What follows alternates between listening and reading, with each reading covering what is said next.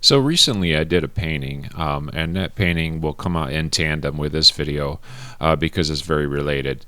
But that painting made me want to make this sword out of wood, a decorative thing to hang on the wall. I wasn't sure exactly how I was going to go about this. I printed off a two-dimensional diagram that I worked from for reference on sizing. But I really didn't have it completely figured out. I had some ideas how I was going to do this, but it was one of those things where I just thought I would work through it as I went along. So I determined that I needed about 1 1/8 inch thickness for the core of the blade. I was going to put a 1/4 inch on both sides, so that came out at 1 5/8 inches. So a 1/2 inch sheet of plywood along with a 3/4 inch sheet of plywood would give me a stable core. By making the core out of plywood, hopefully it will create a lot of stability and prevent any bows in the blade, also keep the overall weight of the sword down. So next I decided to tack out the handle while I waited for that core to dry. I didn't have any ash that was thick enough, so I decided to take 2 pieces of what would be considered rift sawn, and the important thing is that the grain is very straight in these, and I'm laminating those two together, and I'll turn that on the lathe a little bit later. So the next morning it's all dried and out of clamps. Can you see a sword yet? Yeah, me either. Then I ripped the core of the blade down to its final dimension.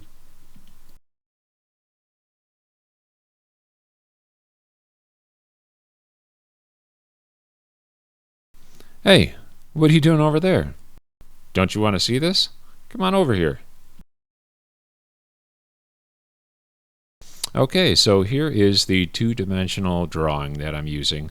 I scaled everything up 3.5 times to get the general size I was looking for, and here's my crude measurements that I used to figure that out. After transferring some of my dimensions onto the core of the board, I took it over to the miter saw and kind of snuck up on that cut. As it turns out, it was 46 degrees. Then it was time to go out and get a piece of walnut to plane down and figure out what section of this was going to be good for the veneer that goes over the core for the blade. After a careful examination, I determined there was one really good section of the board which I trimmed down, and I started running that through the planer. Once I had it down to the right thickness, I took it over to the table saw and ripped it down to the proper width. Then I took it over to the bandsaw. I had it set for 3/8 of an inch thick to give myself a little margin for error for blade drift. I resawed both the main piece and the cutoff piece. I'm going to book match these, and that way I have the same grain on both sides of the blade. Once I had it planed down to just under 1/4 of an inch, I went ahead and made my mark for the cutting angle of the blade. I don't know why I didn't make a cleaner cut on this. I just used the bandsaw to generalize that. I should have, in retrospect, made a cleaner cut at this point. Once I had both sides prepped, I just glued them on. I used some 3/4 inch plywood so I could apply even clamping pressure across the entire veneer. And when they say you can never have enough clamps, this is why. While waiting for that to dry, I went over to the lathe and I went ahead and turned the handle down to the proper dimension. I kind of forget sometimes how fun it is to turn stuff on the lathe. I get a little nervous with the skew, but I managed to get through it. After 3 or 4 hours in clamps, I felt like it had been long enough, so I removed the clamps, and my wrist is now very tired, but hey, it's actually starting to look a little bit like a sword now. So this next part is where I start cutting angles to make the cutting edge on the blade. The long edge is pretty straightforward. I've got that pretty well figured out, but now I'm just going to continue to point at the front of this, acting like I know what I'm doing, when indeed I have no clue how this is going to play out. I'm just kidding. I kind of know how this is going to play out. And I spoke too soon, because I used a piece of particle board for a straight edge to clean up that angle I should have straightened up earlier, and yeah, that didn't turn out so good. Then finally I got smart and used a different board with a good clean straight edge on it. I'm using a flush trim bit with a guide bearing and just getting a good clean edge on that cutting edge. So here is the marked out section that I'll be trimming off on the sword. That angle turns out to be 14 degrees, so I set the table saw up for that. And the height of the blade is super critical at this point, so I don't cut into the veneer, and the angle needs to be right on, so I snuck up on that cut. Now pay very close attention to where my finger is during this cut. I had no clue I did this when I made the cut. I only saw it during the edit. It looks a lot closer than it really is, but it's still way too close. That's scary. So moving past my near miss, since I'm going to have a very thin edge registering after the second side of this cut, I went ahead and just took my off cut, used some double stick tape, stuck it back on just to stabilize this during the other side of the cut. So the front part of this blade is a lot more complicated than I originally anticipated.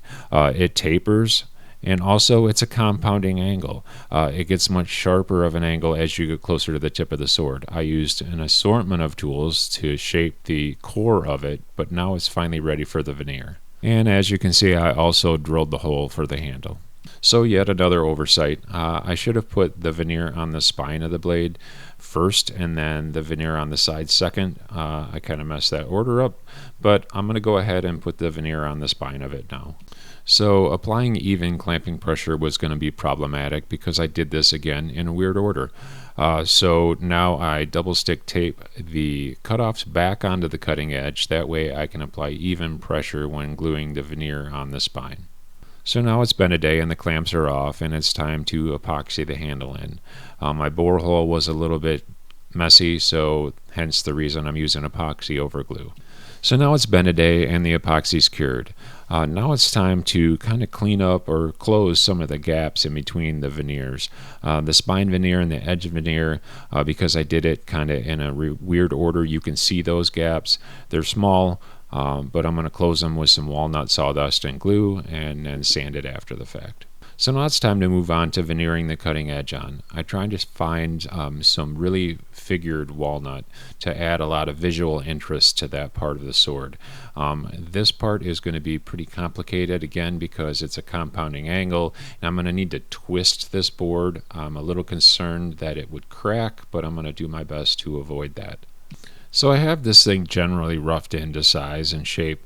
The issue is that my brain hurts. My brain hurts because every part of this is a different angle.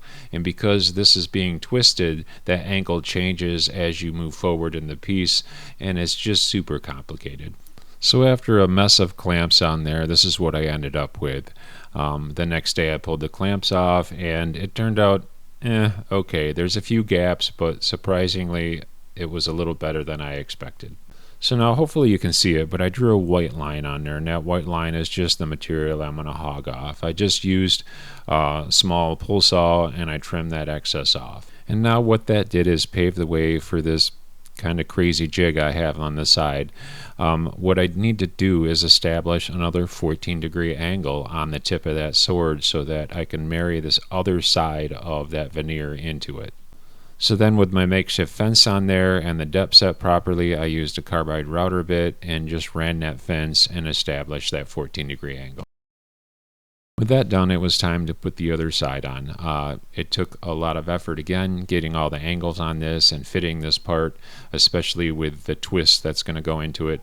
A lot of clamps later, I was finally able to get this thing to contort into the position I wanted it.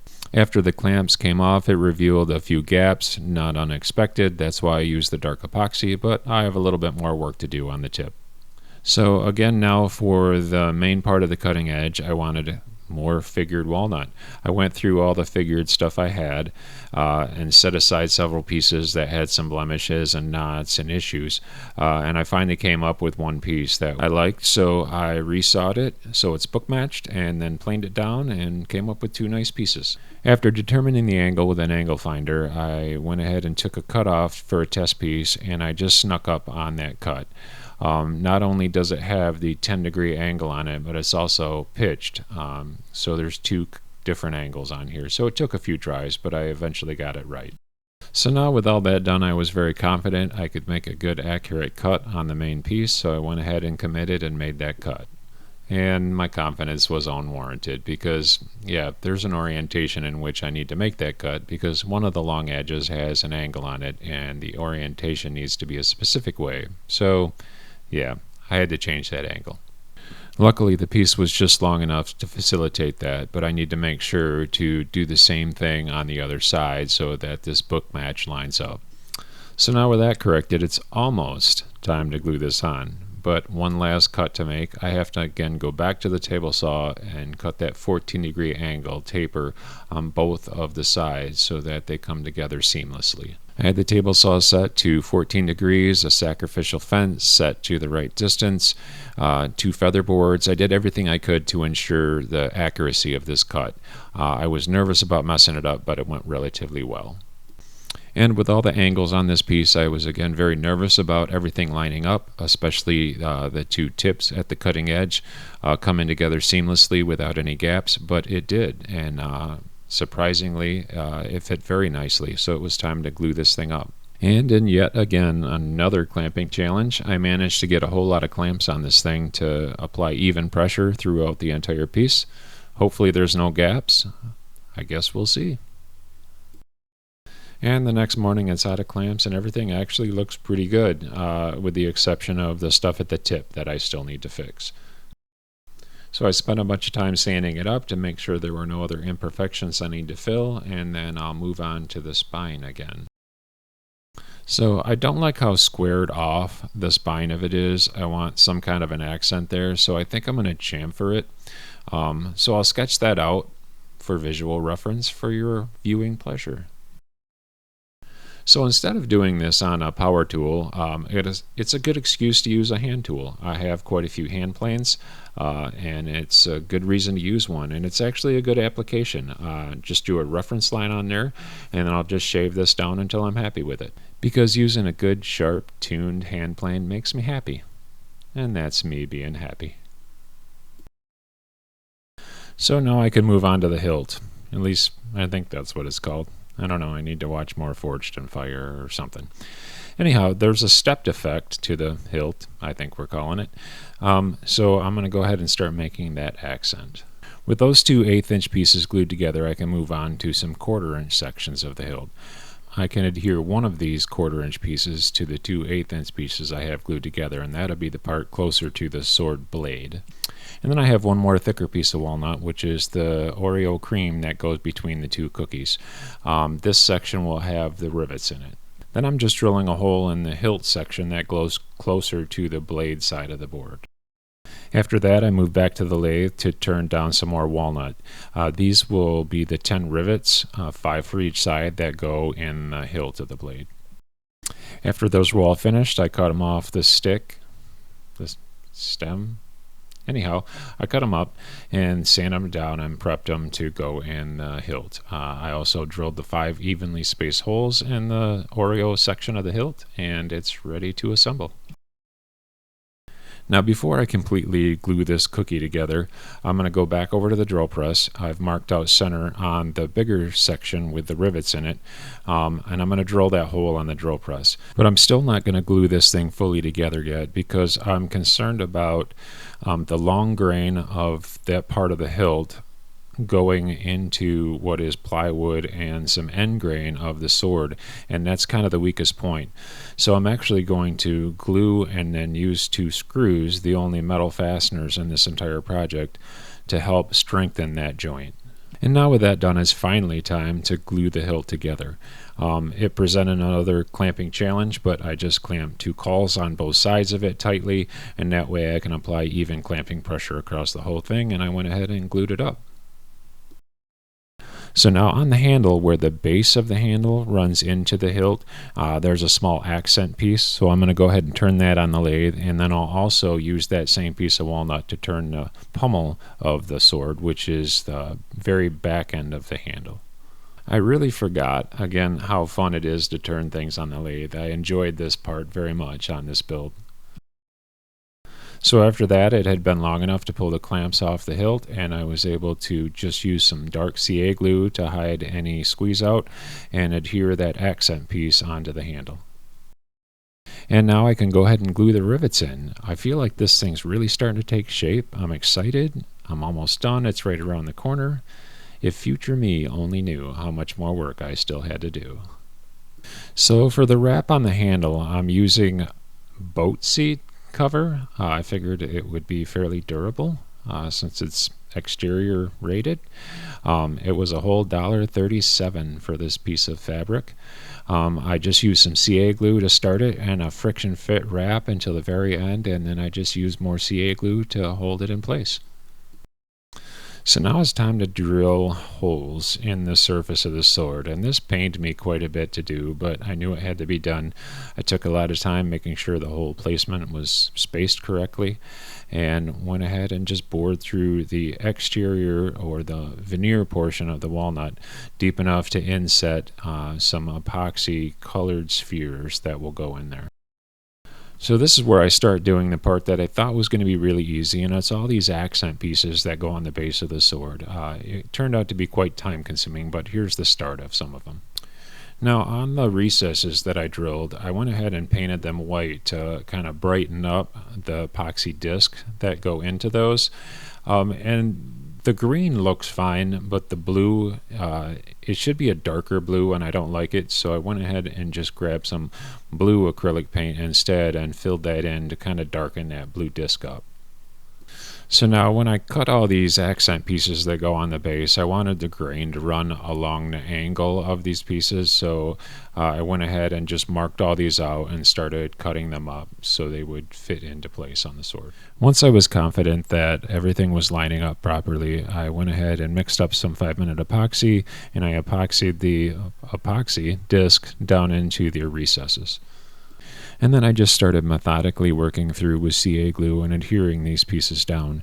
I can't really undersell how hard it was to put these things down and cut them out accurately to keep a nice even reveal in between each piece. I thought this was going to go a lot quicker, but it turned out it was very time consuming. Once I got that side all finished, I was ready to start doing the same thing on the other side. But this time I was smart enough to make templates from the original ones on that side, and the second side went a lot faster. I used teak oil finish to really bring out the grain in the walnut, and then after that I just applied a couple coats of wax to finish this project up.